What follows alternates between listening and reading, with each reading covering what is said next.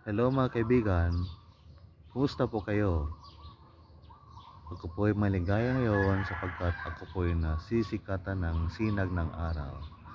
Ang sarap ng feeling. Thank you Lord for the light of the sun.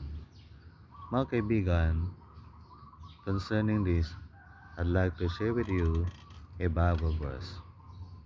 You know this already. Kung kayo po ay nanonood na aking mga videos, inyo na pong nalaman ito. Psalm 84:11 says, "The Lord is our sun and shield. He bestows grace and honor. No good thing does He withhold from those that live righteously." God is a sun and shield, sabi niya. O the Lord is a sun and shield. God is a sun. Sun, S-U-N, araw. That verse means that God is a light. Siya po ang ating liwanag. Alam niyo po, kung walang liwanag, kaya ng sikat ng araw, tayo po ay mamamatay. Mga halaman, hindi sila lalago. At kung hindi sila lalago, wala po tayong kakainin, di ba? Walang gulay na lalaki na maaring i-harvest ng mga tao para kainin, ibenta, para magkaroon sila ng pera. Yan po ang contribution ng light, sunlight, sa mga halaman. Hindi po sila lalago at magbubunga. Mga pananim, palay, mais, mga minamahal na magsasaka. Kaya be thankful to the Lord for the sunlight. Dahil sa sunlight, ang inyong mga pananim ay lumalaki at nagbubunga.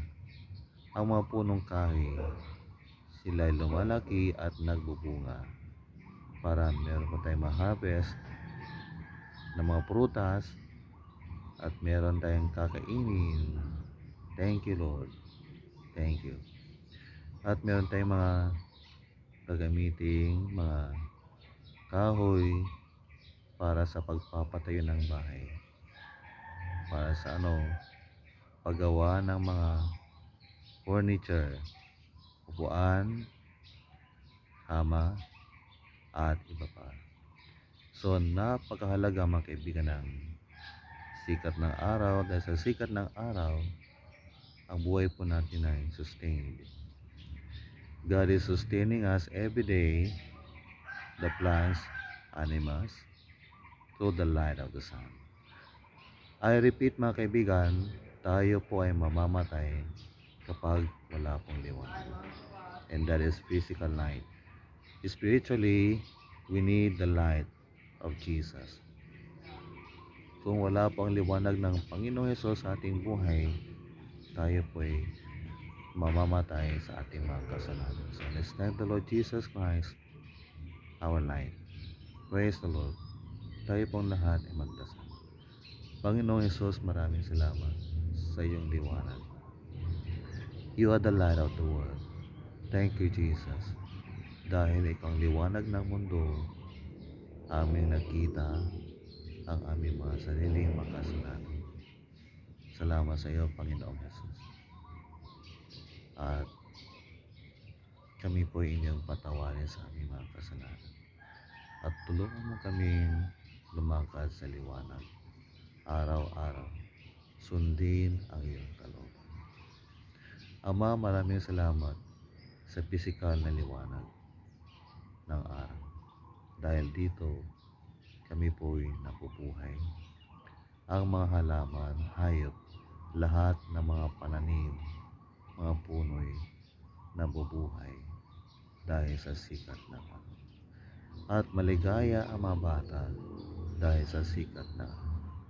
Kami po'y nananatiling malusog dahil sa sikat na araw. Salamat Ama, maraming salamat sa pangalan ni Jesus. Amen. Good morning. God bless.